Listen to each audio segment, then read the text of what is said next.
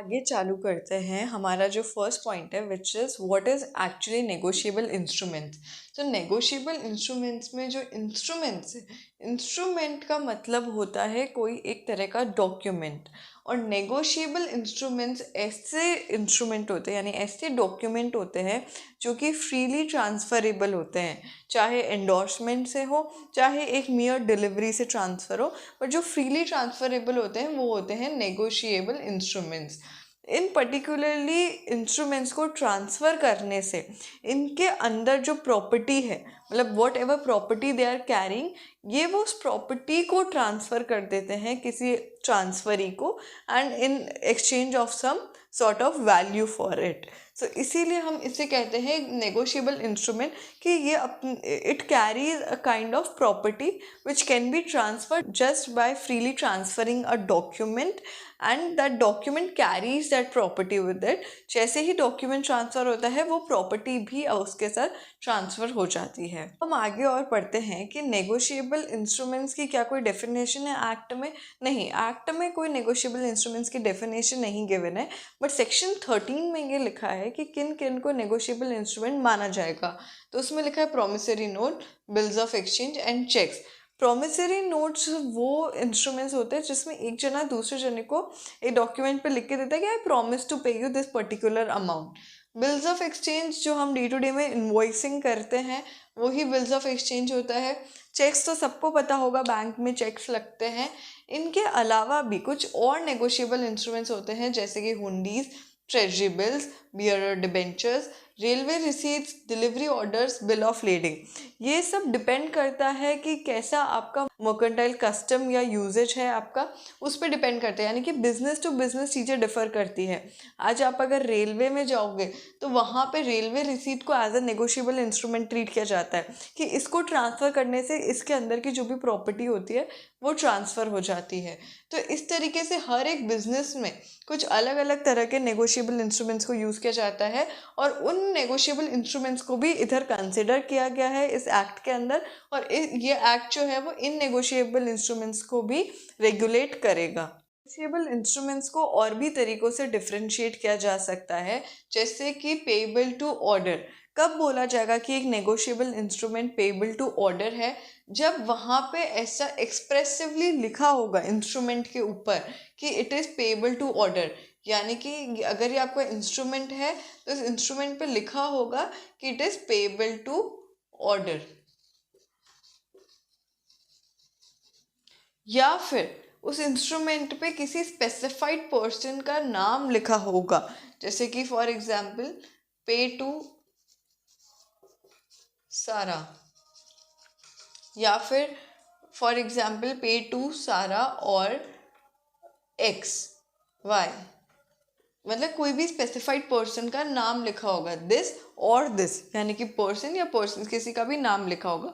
But इसमें ऐसा कोई इस इंस्ट्रूमेंट में वर्ड नहीं होना चाहिए जो इसको ट्रांसफ़र प्रोहिबिट कर दे, कि इसका ट्रांसफ़र ही ना हो पाए। ऐसा कोई वर्ड इस पर्टिकुलर इंस्ट्रूमेंट में मेंशन नहीं होना चाहिए। प्लस ये इंस्ट्रूमेंट जो है ये कैसे ट्रांसफ़र हो सकता है? इसको एंडोर्समेंट और डिलीवरी से ट्रांसफ़र किया जा सकता है। Now what is endorsement? Endorsement वो होता है जब इस इंस्ट्रूमेंट का होल्डर इस पे साइन कर देता है, इस पे क्या कर देता है? साइन कर देता है, और फिर ये जो भी बंदा ट्रांसफरी है उसको जाके डिलीवरी दे देता है, तब ये इंस्ट्रूमेंट, ऐसे इंस्ट्रूमेंट्स का ट्रांसफ़र तभी पॉसिबल है जहाँ पे एंडोर्समेंट भी होता है और डिलीवरी भी होती है। एंडोर्समेंट करते टाइम ऑफ कोर्स जिसको भी वो ट्रांसफ़र कर रहा है वो उसका नाम वहाँ पे डालेगा, साइन करेगा, और फिर उसको एक फ़िज़िकल डिलीवरी दे देगा, तब माना जाएगा कि ये एंडोर्समेंट हो गया है, ये पर्टिकुलर इंस्ट्रूमेंट जो है ये ट्रांसफ़र हो गया है। तो इंस्ट्रूमेंट को डिफ्रेंशिएट करने के लिए एक हमने पढ़ा है पेएबल टू ऑर्डर, और दूसरा अब हम पढ़ेंगे payable to bearer. Now what is the difference वो भी हम जानेंगे। जैसे हमने पढ़ा कि इंस्ट्रूमेंट्स पेएबल टू ऑर्डर होते हैं, ऐसे ही एक उसका डिफ्रेंसिएशन है which is called payable to bearer. Payable to bearer और पेएबल टू ऑर्डर में क्या डिफरेंस है कि बियरर में हम लोग ऐसा एक्सप्रेस करेंगे that it is payable to bearer, यानी कि हम लोग इंस्ट्रूमेंट में ऐसा लिखेंगे, पे टू सारा और बियरर, या फिर हम सिर्फ लिख सकते हैं पे टू बियरर, इस तरीके से। तो इट इज़ एक्सप्रेस्ड कि ये बियरर को पे किया जाएगा। दूसरा चीज़ जो इसमें होती है कि इसकी जो एंडोर्समेंट होती है, जो भी लास्ट एंडोर्समेंट होती है वो ब्लैंक होती है। हमने पेबल टू ऑर्डर में पढ़ा था कि उसकी एंडोर्समेंट भी होती है और डिलीवरी भी होती है। इधर जो है एंडोर्समेंट ब्लैंक होती है। व्हाट डज इट मीन कि एंडोर्समेंट ब्लैंक होती है? यानी कि जिसके पास भी ये इंस्ट्रूमेंट है वो इसको साइन तो कर देगा, बट किसको इंडोर्स कर रहा है, किसको ये दे रहा है, किसको ये इंस्ट्रूमेंट ट्रांसफ़र कर रहा है, उसका नाम नहीं लिखेगा। सिर्फ उसको साइन करके ब्लैंक छोड़ देगा नाम को और उसको डिलीवरी दे देगा। सो पेबल टू बियरर इंस्ट्रूमेंट्स का लास्ट एंडोर्समेंट जो भी होता है वो ब्लैंक होता है। और यही पेबल टू ऑर्डर में हमने पढ़ा था कि उनका एंडोर्समेंट भी होता है और उनकी डिलीवरी भी होती है, उसी तरीके से वो ट्रांसफ़र होते हैं। इसमें ब्लैंक एंडोर्समेंट होता है और डिलीवरी होती है। ठीक है, हम आगे पढ़ेंगे essential characteristics of a negotiable instrument. So सबसे पहला आता है रिटन। एक नेगोशिएबल इंस्ट्रूमेंट जो है वो ओरली नहीं हो सकता, उसे रिटन होना कंपलसरी है। It needs to be sign, यानी कि जो इंस्ट्रूमेंट आप बना रहे हो तो जो भी बंदा वो इंस्ट्रूमेंट बना रहा है उसको साइन करना भी पड़ेगा। Third thing is instrument must be transferable and freely transferable. ऐसा नहीं होना चाहिए कि इंस्ट्रूमेंट बना दिया बट उसे कहीं ट्रांसफ़र नहीं किया जा सकता। अगर वो फ्रीली ट्रांसफरेबल नहीं है तो हमारा मेन पर्पस ही सॉल्व नहीं करता है। अब the fourth thing is title free from defects, यानी कि जो भी उसे बना रहा है या जो भी उसे होल्ड कर रहा है नेगोशिएबल इंस्ट्रूमेंट को, उसका टाइटल एकदम क्लियर होना चाहिए कि this negotiable instrument belongs to him. Without title being clear वो उसको ट्रांसफ़र नहीं कर सकता। तो जब तक उसका टाइटल क्लियर नहीं होगा वो उसे ट्रांसफ़र नहीं कर पाएगा। इसलिए असेंशियल कैरेक्टरिस्टिक है कि नेगोशिएबल इंस्ट्रूमेंट में होल्डर का टाइटल जो है वो एकदम क्लियर होना चाहिए। फिर नेक्स्ट इज कि ट्रांसफ़र नंबर ऑफ टाइम्स, यानी कि जितनी बार चाहो उस इंस्ट्रूमेंट को आप ट्रांसफ़र कर सकते हो। जब तक इंस्ट्रूमेंट सेटिस्फाई नहीं हो जाता, जब तक उसका एक्चुअल पेमेंट नहीं हो जाता, तब तक आप जितनी बार उसको ट्रांसफ़र करना चाहो वो ट्रांसफ़र होना चाहिए।